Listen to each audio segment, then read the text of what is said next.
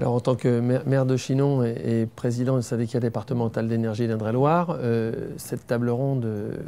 ce petit déjeuner autour des questions de l'aménagement du territoire et de la régulation sont des sujets évidemment cruciaux dans l'aménagement de nos territoires et évidemment sur les lois qui viennent de sortir autour de la loi de transition énergétique et de la loi NOTRe, eh bien, le rôle des autorités organisatrices de la distribution et des collectivités locales est renforcé, sort renforcé dans ce dispositif.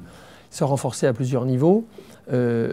Évidemment, au travers de l'histoire, les places des collectivités locales dans l'énergie ont toujours revêtu un caractère important. C'est d'elles que sont parties l'organisation territoriale, d'abord au travers de l'électrification rurale, et puis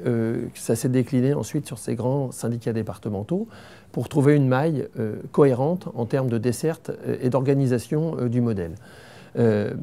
Les nouvelles lois viennent de conforter cette place et de donner aux autorités locales de distribution un petit peu plus de place dans la régulation de l'organisation du modèle à la française.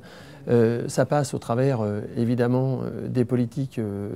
d'organisation du territoire sur les énergies renouvelables, donc la création des sociétés d'économie mixte locales qui ont pour vocation à porter les projets territoriaux au travers de plein de sujets sur un modèle de mix énergétique à la française avec de la production locale décentralisée qui permet à la fois soit d'être réinjectée sur les réseaux de distribution publique ou d'être autoconsommée, donc d'apporter des solutions locales et endogènes. Et on pense que, évidemment, la multiplicité de petits portages qui sont calibrés à la taille des territoires apporte beaucoup de valeur ajoutée dans ce dispositif national. Ça passe aussi au travers de ces collectivités locales dans leur rôle en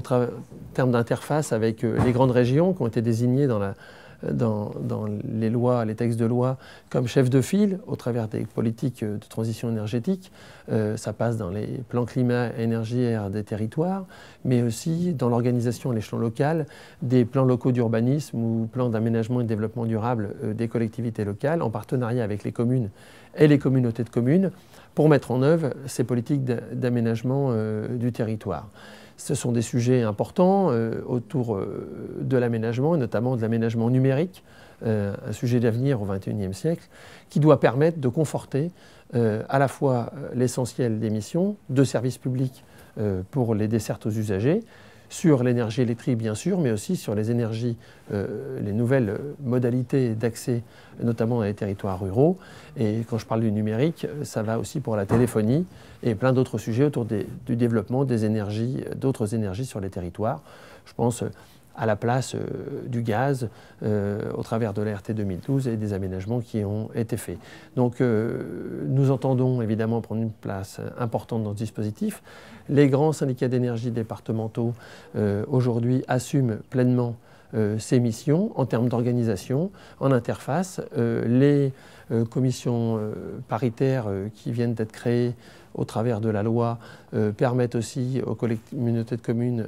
d'interférer dans l'organisation et de pouvoir, au travers des conférences départementales sous l'égide du préfet, de participer à l'organisation des services publics de proximité, mais aussi avec une vision très pragmatique de territoire en termes de service à la population, ce qui est la clé de voûte du dispositif. Et je dois rappeler que dans ce cadre, notre modèle est un modèle d'organisation française, un modèle péréqué qui permet d'avoir un modèle auquel nous sommes très attachés, qui permet de mailler le territoire pour une même qualité de desserte à l'ensemble des usagers et au même coût, ce qui me semble être la clé de voûte d'un service public de qualité au XXIe siècle.